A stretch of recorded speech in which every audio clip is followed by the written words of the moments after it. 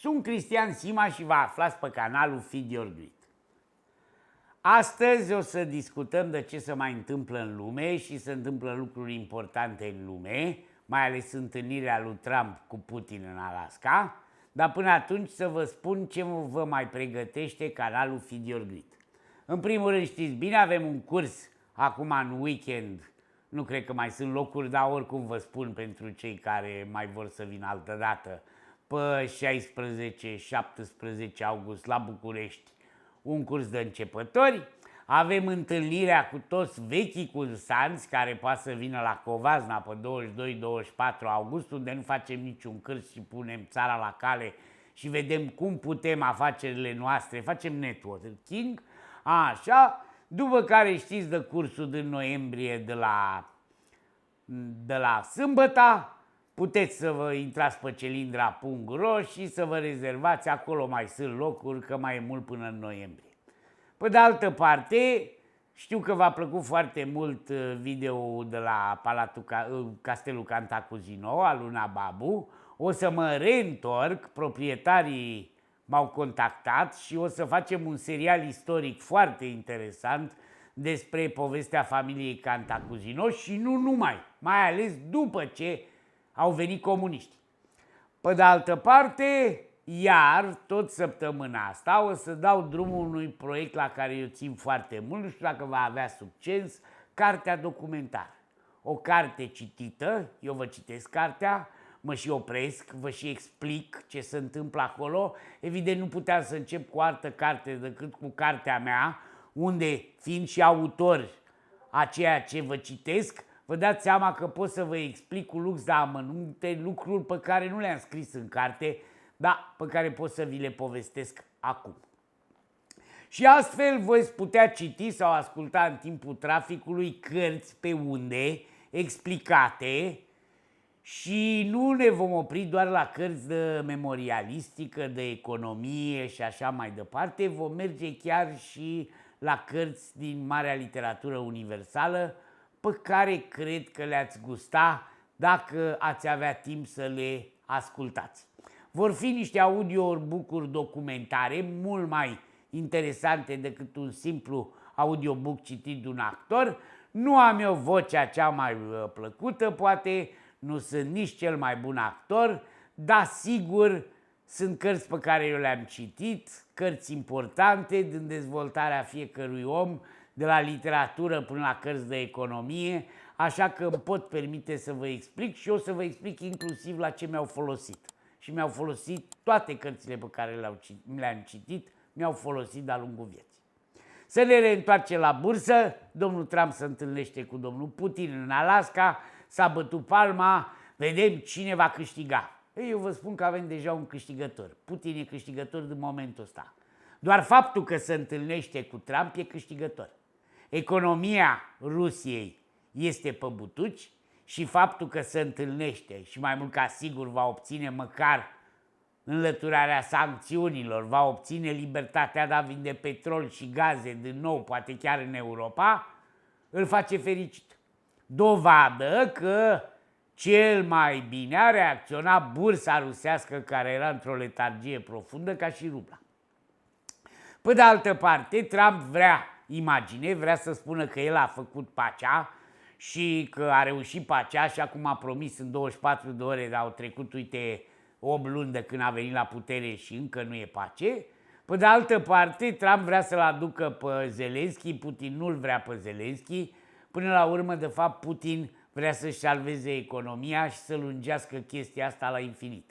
Dacă s-ar putea negocierile astea de pace să dureze de 3 ori mai mult decât au durat negocierile de pace între americani și vietnamezi, cred că ar fi foarte fericit.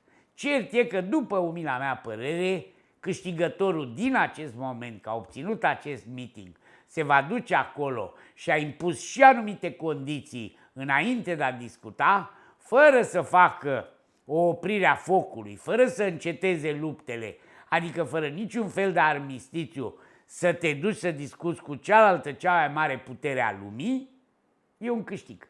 Și asta pentru economia lui și pentru oamenii lui va fi binevenită.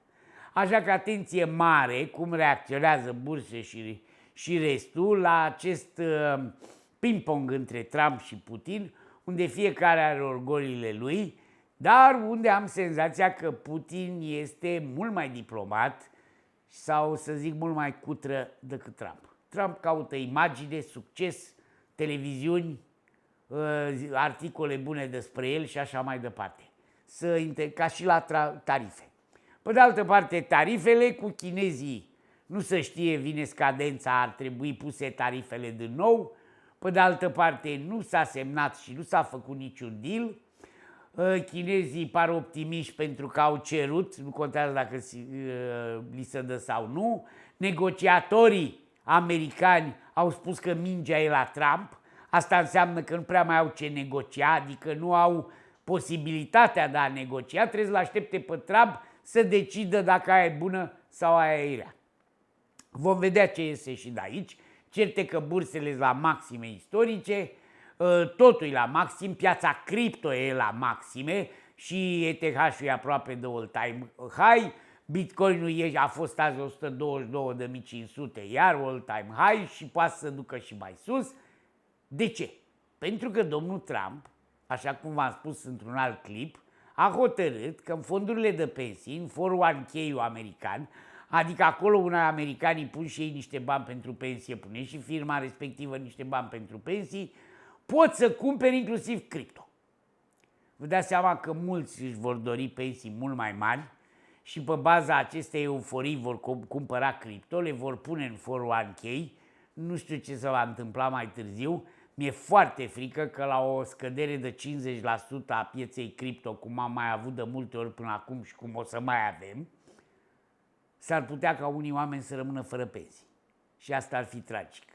Pentru că sistemul de pensii a fost astfel creat, astfel încât să nu poți fi expus la a pierde tot și a munci toată viața, a pune bani acolo în sistemul privat de pensii și a rămâne fără pensii. Dar vedeți, Lehman Brothers, când a dat faliment, toți cei care aveau banii de pensii la Lehman Brothers i-au pierdut. Enronul la fel și au rămas fără pensii.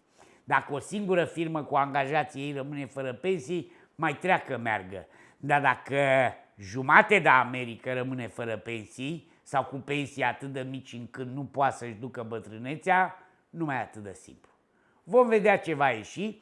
Eu nu cred că active atât de volatile trebuie spuse în acest moment în fondul de pensii, dar nu contează, e decizia lui Trump. Pentru piața cripto e o mană cerească și să și vede. În plus, pentru 401k mai e o mană cerească, până și private equity sunt acceptate. Adică dacă noi strângem niște bani aici și facem o firmă de private equity cu care cumpărăm un teren undeva la, nu știu, Gruiu și zicem că Bucureștiul în sud se va dezvolta până la Gruiu și trebuie să facem un parc întreg și de distracții și așa mai departe, acele acțiuni le pot cumpăra inclusiv pensionarii.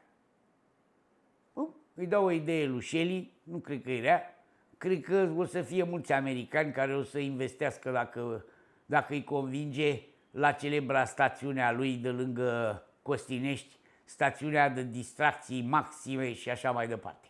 Așa că o să avem fonduri de acțiuni, fonduri de private equity în 401k. Că va fi bine, că va fi rău, vom vedea. Rămân la ideea aceeași din 1929, aceeași din 2008, că activele de risc, cum opțiunile, nu sunt primite în 401k, cum strategiile pe opțiuni nu sunt primite, cum CFD-urile, cum acțiunile de mare risc nu sunt primite în 401k, așa ar trebui nici celelalte active care sunt încă super volatile să nu fie primite. Dar asta nu face decât să le crească volatilitatea, să crească și mai mult. Și astăzi în premieră aurul scade, Bitcoin-ul și toată piața cripto crește, pentru că aur întâmplător, dacă nu știați, nu poți să cumperi și să pui în 401k. Deci poate metalul care de peste 4.000 de ani e considerat referință, nu poate fi pus în fondul de pensii. Dar Dogecoin o fi mai bun decât aurul? Nu știu. Rămâne de văzut. Cert e că urmăriți Feed Your Greed, urmăriți ce se întâmplă pe piața bursieră. O să vedem mai departe, să apropie și rezultatele Nvidia cel mai așteptate. Apropo, H20 a fost acuzat de către chinezi ca fiind un microprocesor care nu e sigur. Nu e sigur pentru securitate. Pe chestia asta, Goldman Sachs a zis că Nvidia o să mai crească 20%. Deci o să avem 5 trilioane de dolari, că e 4,2 acum, dacă mai crește 20%, o să fie 5 trilioane de dolari o companie în Statele Unite. Nu știu dacă mai crește, la cum vinde Nvidia nu este foarte scumpă, pentru că are un price earning ratio de 40 și la rezultatele care sunt așteptate va fi pe undeva până la 30, deci toate bune și frumoase, dar ideea e că la toată chestia asta cu inteligența artificială, la un moment dat piața devine saturată și o piață saturată are probleme. Pe de altă parte, ședința Fedului nu se va întâmpla nimic, vrea Trump să pună pe cineva acolo shadow, umbra lui Powell, ca să îl forțeze să taie dobânzile, nu cred că le va tăia. Poate în septembrie le taie cu 0,25, dar până când Powell nu va vedea efectul acestor tarife, pentru că totuși de la 1 august avem tarife, și cu europenii avem tarife, și cu indienii mai mari, mai mici, și cu japonezii, și aceste tarife le vor plăti americanii, cei care vor cumpăra. E adevărat că AMD și cu Nvidia au spus că ei vor plăti la stat 15% pentru tot ce îi lasă Trump să exporte în China. Dar cine va cumpăra procesorul Nvidia și AMD va trebui să plătească, evident, acel tarif, pentru că ele vin din Taiwan. Și tot așa s-a zis că, bun, Apple a scăpat, dovadă crește la stele Apple, pentru că a promis 600 de milioane investiții și cine are de gând să facă fabrici în America, atunci vedeți voi cumva că va construi Apple o fabrică de montat telefoane în America? Nu cred. Ar costa telefonul 3500.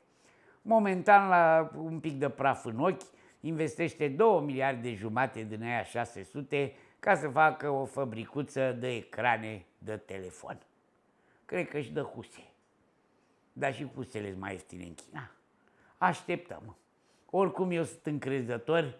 În vara asta cred că vom avea all-time high pe peste tot. Dar cred că multă vreme de acum încoace ne vom aduce aminte de această vară, la fel cum ne-am adus aminte aproape 20 de ani de primăvara lui 2000, până când am avut criza dot-comurilor. Din ce în ce mai mult ne apropiem de o criză a AI-ului asemănătoare dot-comurilor, e adevărat nu atât de violentă, pentru că toate astea din AI, chiar dacă cheltuie bani enorm, de exemplu pe ochelari, Meta pierde 4-5 trilioane, 4-5 miliarde, scuzați-mă, pe trimestru, dar totuși din alte chestii fac profit. Și atunci nu sunt bani pierduți doar din banii acționarilor, ci din profit. Pe vremea aia, Netscape, Alta Vista, strângeau bani că o să facă profit într-o zi, dar nu au făcut profit niciodată, cum a făcut UiPath până acum. E, de data asta, toți big tech-urile fac profit și nu profit mic, mare. Și atunci îți pui problema, în ritmul ăsta vor face de 3 ori mai mult profit și atunci de ce să nu le cumpărăm? Problema e, vor avea comenzi. Problema e dacă acest AI va fi atât de folositor și lumea nu se va revolta împotriva lui. Eu sunt convins că va fi folositor. Eu sunt convins că peste 20 de ani, când eu o să am 80 de ani, totul va fi pe bază de AI. Sunt de acord. Dar până atunci există o perioadă intermediară, cu mișcări de stradă, cu șomaj, cu trupe care le apără și mai ales cu boicot. Și la boicot o să avem și scăderi de vânzări și o încetinire a dezvoltării, că și dot-com-urile s-au dezvoltat. Astăzi dot-com are fiecare dintre voi și a făcut un dot-com, un domeniu și are o pagină personală. Atunci unii cumpărau un domeniu dot-com doar pentru că era dot-com. Nu conta ce face. Cam așa e și acum. Lucrezi în AI? Păi dacă lucrezi în AI, ai viitorul asigurat. Nu știu. Poate dacă ești mai inteligent decât AI-ul, să ai viitorul asigurat. Altfel, dacă lucrezi în AI și AI-ul e mai deștept decât tine, patronul, la ce mai are nevoie de tine? Toate bune!